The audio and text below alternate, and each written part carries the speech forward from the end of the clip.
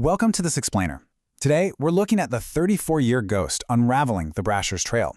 And we're actually going to skip the standard agenda today because we need to jump straight into one of the most devastating open-loop mysteries in the American justice system. We're going to unravel Robert Brashers' trail of 34 years' secrets. It's this wild story of impossible coincidences, major forensic breakthroughs, and honestly, a catastrophic systemic failure that let a killer walk free while innocent men literally sat in prison. We're going to break down exactly how this happened, step by step. Okay, let's dive right into this. I want you to picture this scene. It's December 1991. We're at a desolate Texas border checkpoint. Just 48 hours after a horrific, really high-profile crime hundreds of miles away, border agents pull over a man driving a stolen truck. And inside that truck, an agent finds a gun, specifically a .380 AMT backup. But here's the thing. They have absolutely no context for what this weapon means yet. Nobody in the world does. So what happens? The agent returns the gun, and they let this man simply drive away into the desert. He just vanishes. Which brings us to a massive, really unsettling question. What happens when the murder weapon slips through the system's fingers for 34 years? We talk a lot about the butterfly effect, right? Well, this is it in its absolute darkest form. That single missed connection at the border planted a ticking time bomb, one that would ruin lives, completely misdirect a frantic police department, and leave an entire city without answers for a generation. To really grasp how massive this missed opportunity was, we have to look at what had just happened 48 hours earlier. On December 6, 1991, in Austin, Texas, a whole community was shattered. The location was an I can't believe it's yogurt shop on West Anderson Lane. You know, the kind of place where teenagers work their first jobs. Two 17-year-olds, Jennifer Harbison and Eliza Thomas, were closing up for the night. Jennifer's 15-year-old sister, Sarah, and her 13-year-old friend, Amy Ayers, were just hanging out, waiting for a ride home.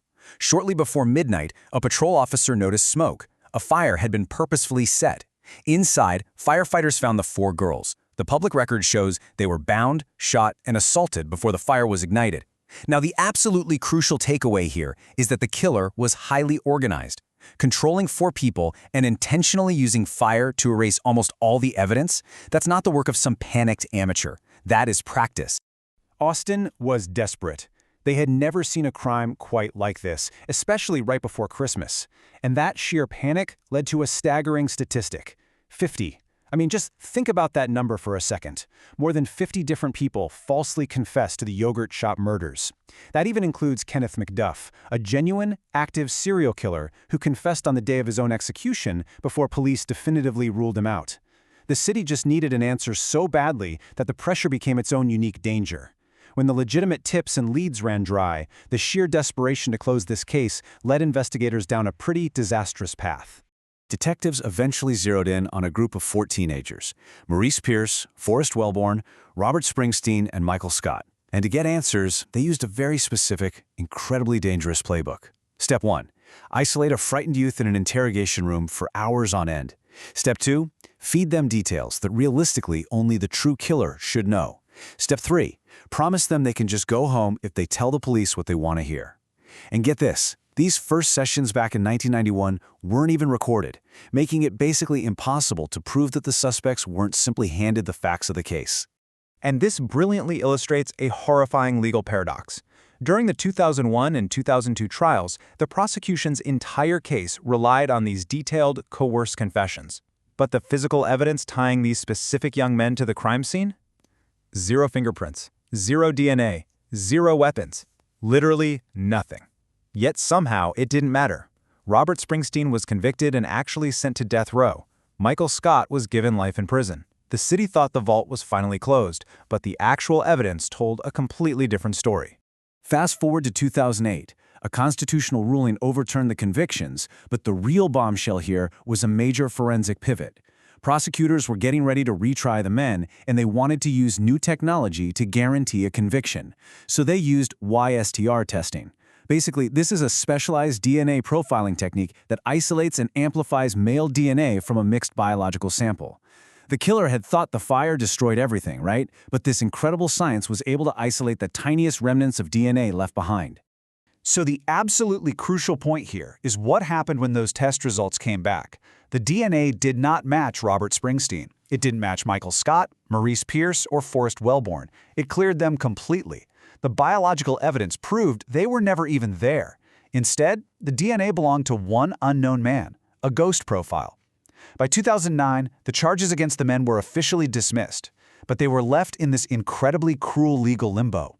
They were freed, sure, but not officially declared innocent, meaning they received absolutely zero compensation for the years stolen from them. And the case? It went absolutely cold again. Now, let's jump ahead 16 long years to 2025. Investigators decide to deploy the exact same technology that famously caught the Golden State Killer. It's called investigative genetic genealogy. It involves uploading crime scene DNA to consumer genealogy databases to build family trees from distant relatives.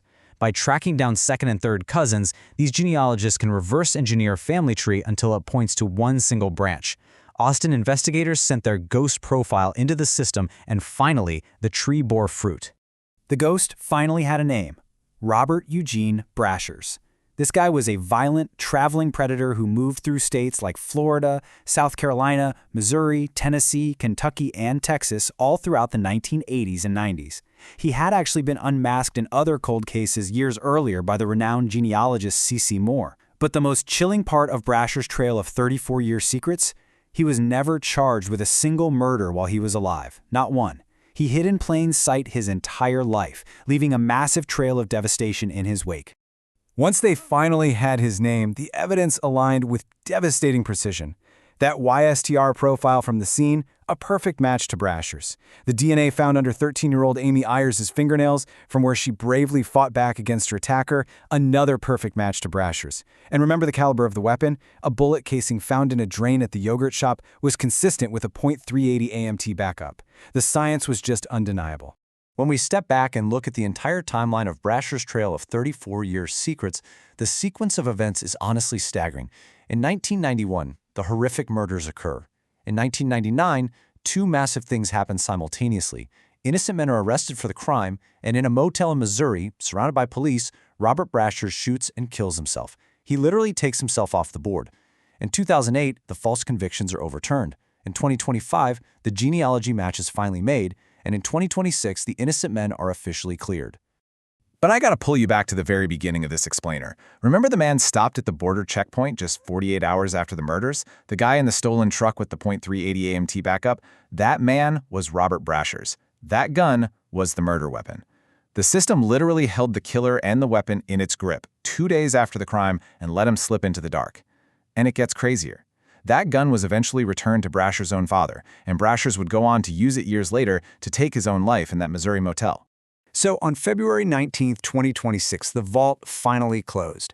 A Travis County judge declared Michael Scott, Robert Springsteen, Maurice Pierce, and Forrest Wellborn factually innocent. The city of Austin agreed to a $35 million settlement for the years stolen from them. But justice delayed is truly justice denied. Tragically, Maurice Pierce died in 2010 after an altercation with police. He never lived to see his name cleared, or to hear a judge say that he was innocent all along. A financial settlement just cannot return lost lives. So, is this case solved? Well, on paper, yes. We know the name of the killer. We know the weapon. We know the innocent men who were wronged. But because Robert Brashers took his own life 26 years before he was identified, he never had to look a jury in the eye. He was never asked the only question that still matters to those families: why? Why those 4 girls? Why that specific night? The motive remains forever locked away, completely out of the world's reach. I want to leave you with this thought. Sometimes the door finally opens, and you find out the truth was locked inside a dead man all along. Brashers' trail of 34-year secrets is a masterclass in how fragile justice truly is. When we talk about these cases, we have to remember the names of the victims, not just the ghost who haunted them. Jennifer Harbison, Eliza Thomas, Sarah Harbison, Amy Ayers. Their case might be closed, but we should always keep their names open in our memories. What does justice really look like when the one who owes the ultimate debt is already gone? Think about that for a bit. And as always, keep exploring the truth.